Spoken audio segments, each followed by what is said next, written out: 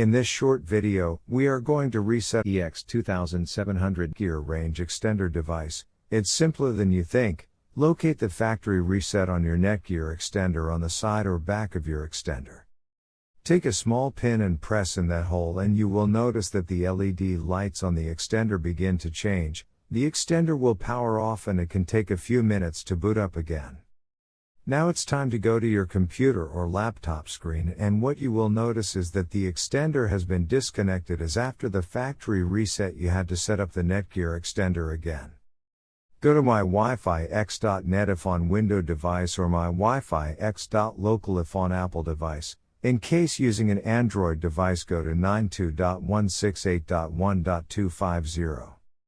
A screen appears in front of you, and now click on the new extender setup that leads you to a new page, where you will need to create a new account in order to install your extender, and this page is called the Netgear Genie Smart Wizard.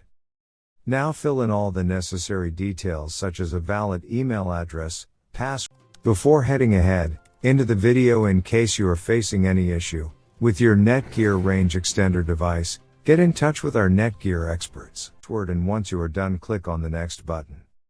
Now you had two choices, as you can either set up your range extender device as a range extender or as an access point.